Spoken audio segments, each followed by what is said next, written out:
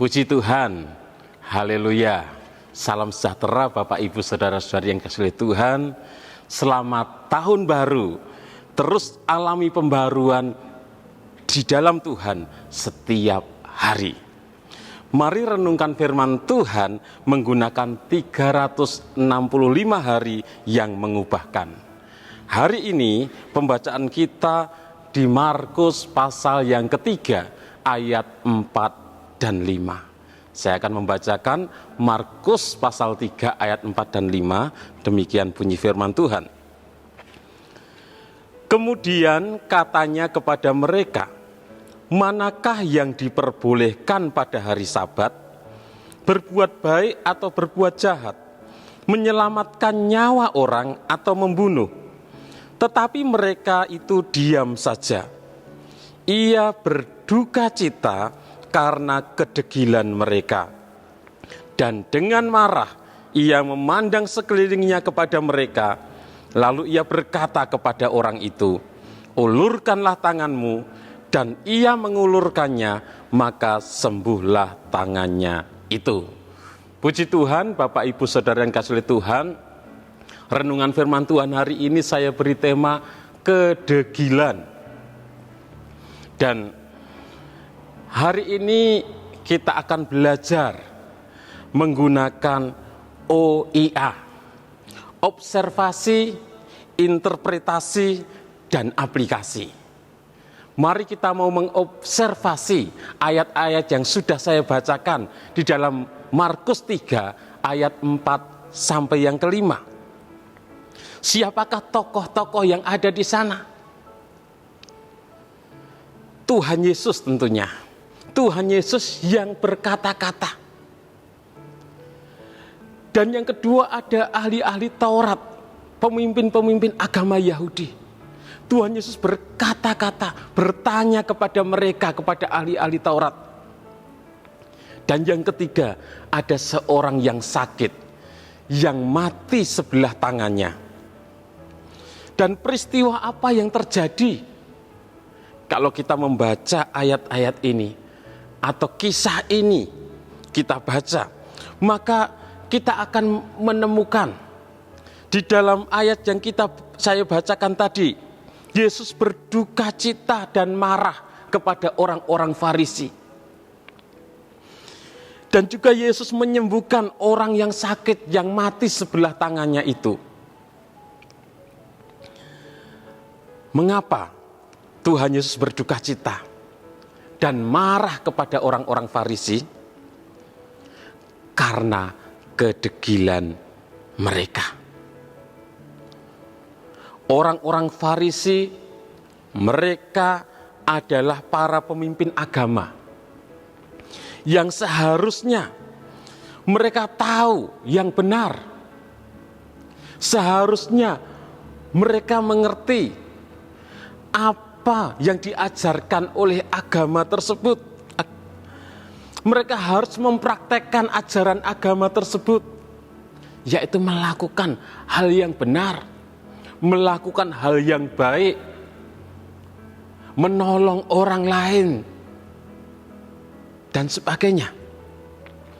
Namun ketika Tuhan Yesus bertanya kepada mereka, manakah yang diperbolehkan pada hari Sabat? Berbuat baik atau berbuat jahat? Menyelamatkan nyawa orang atau membunuh orang? Orang-orang Farisi tersebut diam saja. Orang-orang Farisi mereka tidak menjawab apa yang ditanyakan oleh Tuhan Yesus. Mereka tahu jawaban yang benar, bahwa yang harus dilakukan adalah berbuat baik, menyelamatkan nyawa orang. Itu yang harus dilakukan. Itu jawaban yang benar. Dan mereka tahu hal itu. Tetapi mereka memilih untuk diam saja. Karena kedegilan mereka. Degil artinya keras kepala. Karena mereka mengeraskan hati mereka.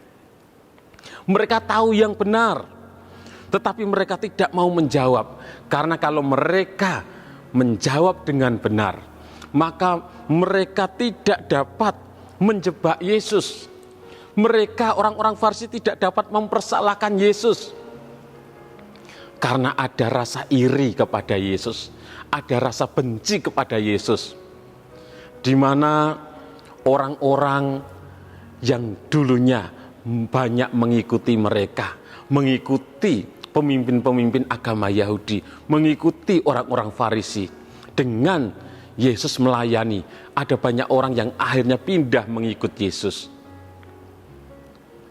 Jadi karena ada kebencian kepada Yesus, ada rasa iri kepada Yesus, sehingga orang-orang Farisi, mereka tahu yang benar, tetapi mereka tidak mau menjawab. Mereka diam saja karena kedegilan mereka. Dan peristiwa ini terjadi di rumah ibadat. Di dalam Markus 3 ayat 1 dituliskan di sana. Di rumah ibadat yang ada di Kapernaum. Di dalam Markus 2 ayat 1. Yesus sedang ada di Kapernaum ketika itu. Kapan peristiwa ini terjadi? Peristiwa ini terjadi ketika hari Sabat.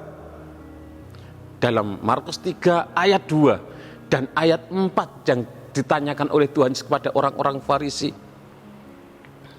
Manakah yang diperbolehkan pada hari Sabat?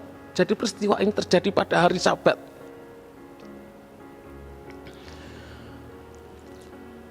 Bagaimana respon yang terjadi dari ayat-ayat yang saya sudah bacakan?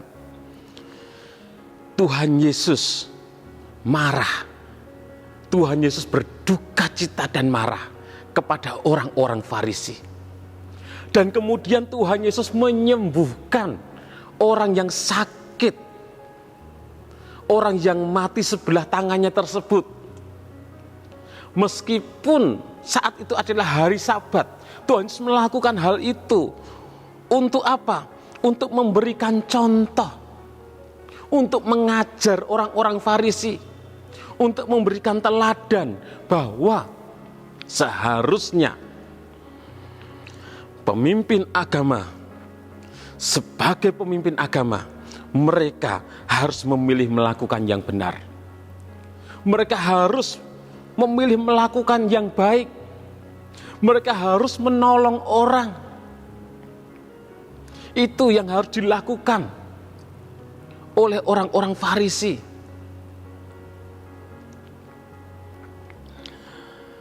Interpretasi. Tadi sudah observasi, sekarang interpretasi. Yang dapat kita pelajari adalah Yesus mau orang-orang Farisi, pemimpin-pemimpin agama Yahudi berpegang kepada kebenaran, bukan berpegang kepada adat istiadat, bukan berpegang kepada aturan manusia. Dan mereka, orang-orang Farisi, mereka lebih berpegang kepada aturan manusia, ajaran manusia. Mereka lebih berpegang kepada apa yang diajarkan oleh manusia, oleh orang. Kedegilan hati mereka. Mereka tahu yang benar, tetapi mereka tidak melakukannya. Tuhan mau kita sebagai umat-umat Tuhan hidup berpegang kepada kebenaran firman Tuhan. Hidup melakukan firman Tuhan. Aplikasi yang bisa kita lakukan adalah jangan hidup dalam kedegilan. Kalau kita tahu yang benar, mari kita lakukan yang benar. Jangan kita tahu yang benar tapi kita tidak melakukannya. Kita tahu yang benar tapi kita malah melakukan yang salah. Itu kedegilan. Tahu yang benar tapi tidak mau melakukan. Orang keras kepala itu. Sudah tahu yang benar tetapi tetap hidup dengan hidup yang lama. Jangan demi keuntungan pribadi kita melanggar firman Tuhan. Jangan demi keuntungan pribadi kita kompromi dengan dosa. Jangan demi keuntungan pribadi kita hidup tidak jujur.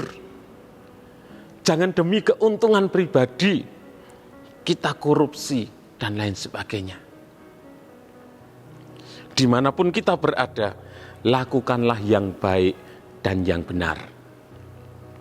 Berpeganglah kepada kebenaran firman Tuhan. Jangan mengeraskan hati, jangan menjadi orang-orang yang degil. Kalau kita tahu yang benar, tinggalkan segala hal yang tidak benar, tinggalkan segala hal yang jahat. Tapi hiduplah berpegang kepada kebenaran. Biarlah kita jangan seperti orang Farisi, tahu yang benar tapi tidak melakukan. Tapi biarlah kita tahu yang benar dan kita melakukan, hidup di dalam kebenaran itu. Maka Tuhan memberkati, Tuhan mengasihi kita, umat-umatnya yang hidup di dalam kebenaran, hidup menyenangkan hati Tuhan. Puji Tuhan, Bapak, Ibu, Saudara yang kasih oleh Tuhan. Terima kasih kepada Bapak, Ibu, Saudara yang sudah dengan setia mengikuti Renungan 79. Kiranya ini bisa menjadi berkat bagi kita semuanya.